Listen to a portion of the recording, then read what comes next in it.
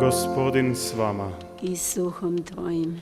Čitanje Svetog Evanđelja po Marku. Slava tebi, Gospodine. U ono vrijeme dozva Isus 12 te ih poče slati 2 po 2, dajući im vlast nad nečistim dusima. I zapovjedi im da naput ne nose ništa osim štapa, ni kruha, ni torbe, ni novaca o pojasu, nego da nose samo sandale i da ne oblače 2 haljina. I govoraše im: kad uđete gdje u kuću, u njoj ostanite dok odete odande. Ako vas gdje ne primete, vas ne poslušaju, iziđite odande i otresite prah ispod svojih nogu njima za svjedočanstvo. Otišavši, propovijedali su obraćenje, izgonili mnoge zloduhe i mnoge su nemoćnike mazali uljem i oni su ozdravljali. Riječ Gospodnja. Slava tebi, Kriste.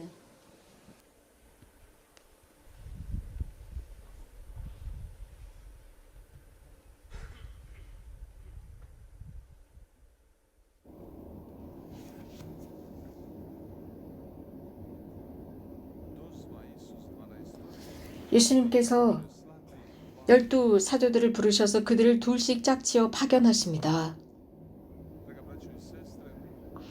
사랑하는 형제자매 여러분, 예수님께서 제자들을 보내셨습니다. 그 이유는 그들이 다른 사람들에게 선물이 되기를 바라셨습니다. 그저 청취자들이 아니라 들은 것을 사람들에게 나누는 사람들이 되기를 바라셨습니다. 줌으로써 제자들은 그 예수님의 가르침의 핵심을 이해할 수 있기 때문입니다. 그리스도인이다 라는 의미는 그저 자기 자신에게 집중하는 것이 아니라 가장 먼저 타인에게 집중하는 것이 그리스도인입니다. 그 자신에게 목적이 있는 것이 아니라 타인을 섬기는 행위입니다. 난 젊은이가 마더 데레사에게 왜 그렇게 행복해하느냐고 묻자 마더 데레사께서는 나는 주기 때문에 행복해요 라고 답하셨다고 하죠. 그리스도인이다 라는 뜻은 빛이 되는 것입니다. 어둠 속에 있는 사람을 빛으로 비추는 빛입니다. 사랑이 되는 것으로서 증오심에 갇혀있는 이를 사랑으로 끌어내는 것이고 평화가 되는 것입니다. 불안한 사람에게 평화를 주는 것이고 또 그리스도인이라고 하는 것은 자비를 받지 못해 고통당하는 사람들을 위한 자비가 되는 것이고 용서하지 못해서 그 속에서 파괴되고 하고 있는 사람들을 위한 용서가 되는 것입니다. 그리스도인의 핵심은 섬김입니다. 타인에게 집중하는 것입니다. 그래서 그리스도교 신자는 이기심이나 폐쇄성으로부터 나오는 것입니다. 혹은 편협한 선입견으로부터 나오는 것입니다. 그래서 그리스도교 신자들에게 있어서는 다른 사람이 나에게 무슨 상관이야라는 말은 절대로 신자들 입에서 나와서는 안 됩니다. 어려움 속에 빠져있는 사람들, 그들을 끌어내는 것입니다. 의로운 길로 이끌어야 합니다. 내가 넘어졌어요, 도와주세요 라고 하는데 무관심할 수가 없습니다. 그리스도교 신자는 그저 수동적으로 구원을 기다릴 수 없는 사람들입니다. 우리는 우리 자신이나 세상을 위한 수동적인 구원 바라기가 아니라 우리가 먼저 나서고 행동하는 것입니다. 우리 그리스도인의 답은 무엇인가 사적인 것이 아닙니다. 그리스도인의 답은 그저 어떤 평화의 공간, 우리만을 위한 평화의 공간을 만들거나 평화나 행복의 공간을 우리만을 위해 만드는 것이 아니라 공적인 것이 되어야 합니다. 공적인 삶 속에서 활동하는 것이 그리스도인입니다. 그리스도인의 핵심적인 목적은 무관심할 수 없다는 것입니다. 인류의 어려움 앞에서 예수님의 부활을 통해 도움을 주는 사람들이어야 합니다. 파스코의 평화는 신자로 하여금 가만히 있게 하지 않습니다. 귀퉁이에 남아있게 하지 않습니다. 사도들로서 제자들로서 즉 엠마오의 그 제자들로서 그들은 예수님을 경험합니다. 살아있는 예수님을 경험하자마자 즉시 사람들에게 달려가서 예수님께서 살아계시고 사랑이 승리한다는 것을 증언합니다. 그래서 죽음이 마지막이 아니라는 것을 사람들에게 전하는 행위입니다. 예수님께서는 그들에게 지팡이 외에는 어떤 것도 가지고 가지 말라 하셨습니다. 빵이나 여행 가방이나 혹은 돈을 넣은 전대도 가져가지 말라고 했습니다. 옷을 2벌씩 껴입지 말라고 되어 있습니다. 신발은 신지만 이렇게 많은 것을 지니지 말라고 하면서 다른 이 제자들을 2명씩 보냈습니다. 그들이 자유롭기를 바라셨기 때문입니다. 어떤 은수자가 길거리를 가다가 다이아몬드를 주었습니다. 그리고 자기 주머니에 잘 집어넣었습니다. 그런데 어느 날인가 어떤 여행자를 만났습니다. 그리고 쉬기 위해서 서로 앉았습니다. 그리고 각자의 보따리를 열어서 음식을 서로 나누기로 했습니다. 그런데 그 은수자가 자신의 보따리를 열으니까 거기에 다이아몬드가 나오니까 그 여행자는 그것을 달라고 했습니다. 은수자는 그 다이아몬드를 기꺼이 여행자에게 주었습니다. 그는 굉장히 행복해하면서 길을 떠났습니다. 이 다이아몬드를 팔면 나는 엄청난 부자가 되겠지라고 생각했습니다. 내 삶의 안전함은 이제 이 다이아몬드가 다 해결해 줄 거야 라고 생각했습니다. 그런데 며칠 뒤에 그 여행자는 다시 은수자를 찾아왔습니다. 그리고 그분을 찾아서 다시 그 다이아몬드를 돌려주면서 이렇게 청했습니다. 그 다이아몬드는 엄청나게 비싸다는 것을 저는 알고 있습니다. 하지만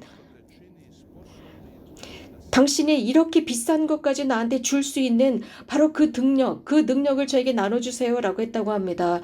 그렇습니다. 정말 우리가 예수님의 제자가 되고 싶다면 나눌 수 있는 그 능력 말입니다. 그 은수자는 그렇게 비싼 다이아몬드도 그 사람에게 선뜻 내줄 수 있는 바로 그 능력을 우리는 지녀야 합니다.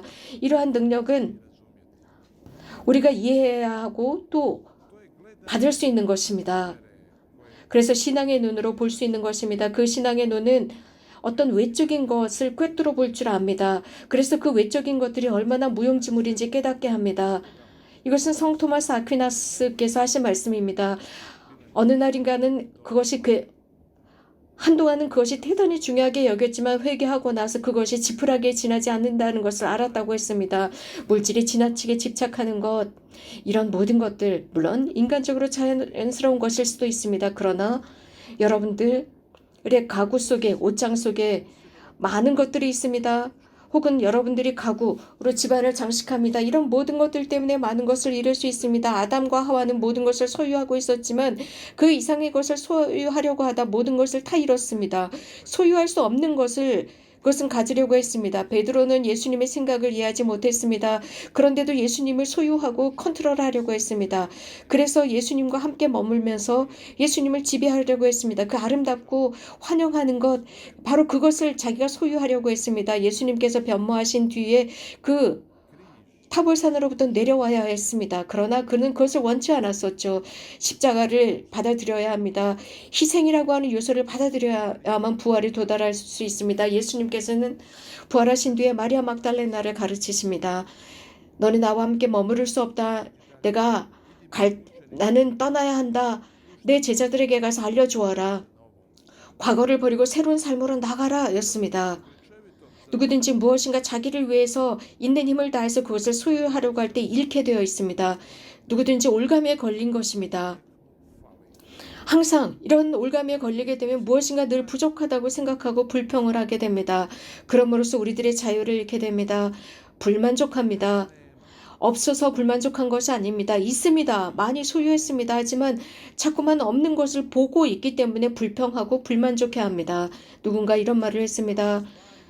우리는 많은 것을 소유하고 축적하려고 합니다. 마음이 공허하기 때문입니다.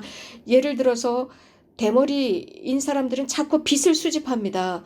이런 식으로 여러 가지 많은 것들, 우리에게 필요 없는 것들을 수집하곤 합니다. 우리는 많은 것을 사고 모아들이고 수집하고 그러면서 우리들의 옷장을 채우고 또 채우고 집안까지 가득 채웁니다.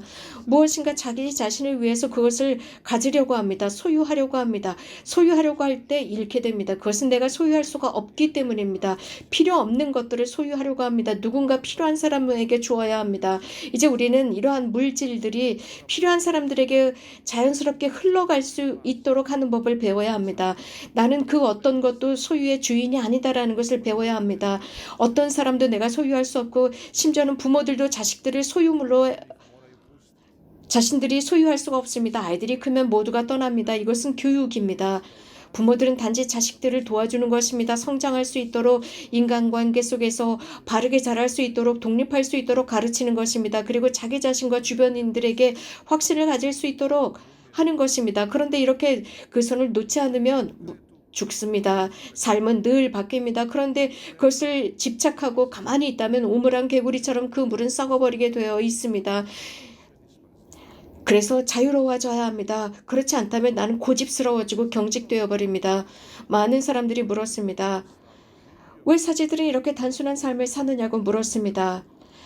그러면서도 부자들에 대해서는 비판하지 않는다라고 했습니다.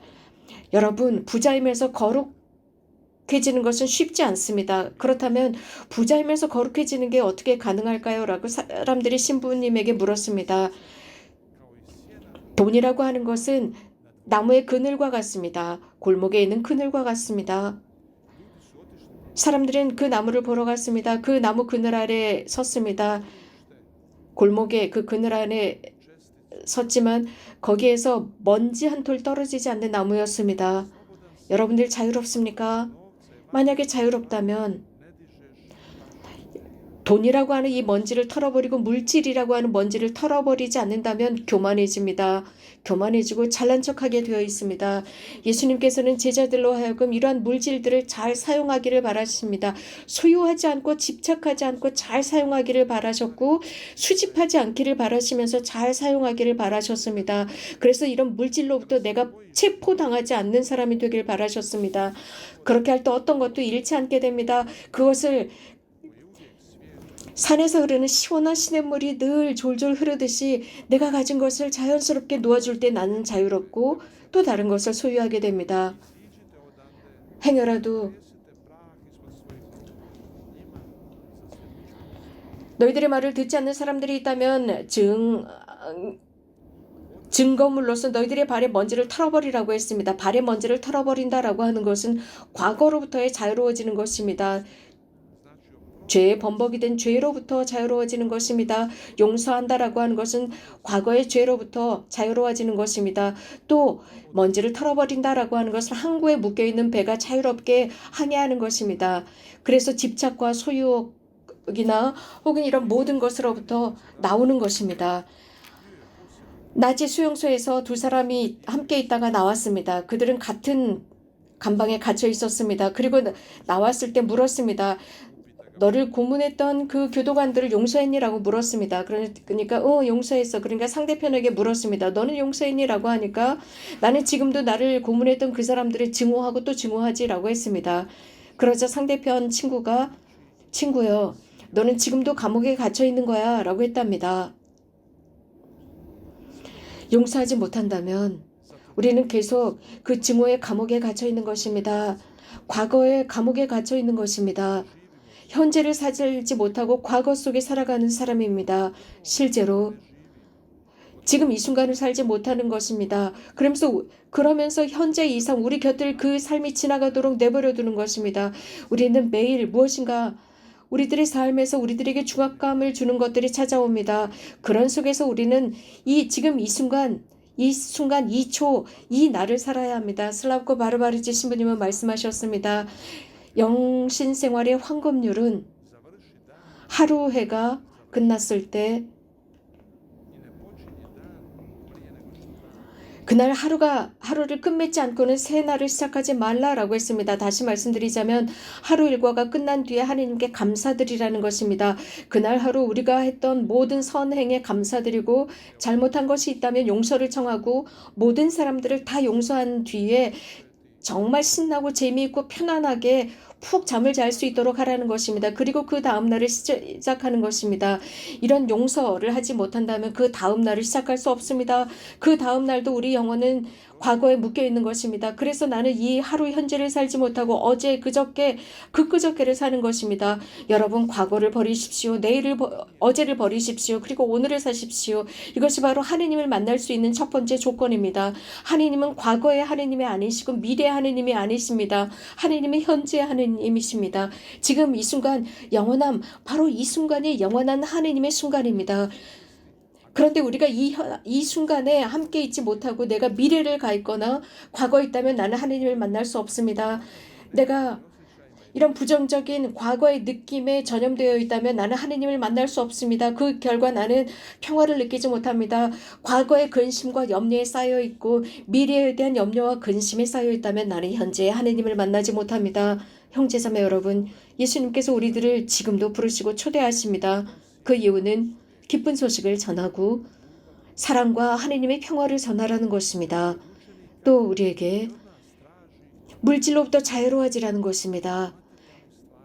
그리고 내적으로 그분의 제자들이 되기 위해서 자유로워지라고 하셨습니다. 우리 각자는 오늘날 예수님의 부르심에 응답할 수 있습니다. 우리 각자가 지금 이 순간 오늘 예수님의 제자로 살기로 결심할 수 있습니다. 그러므로서 예수님께서는 다른 사람들을 또 보내시게 할 수 있습니다. 아멘.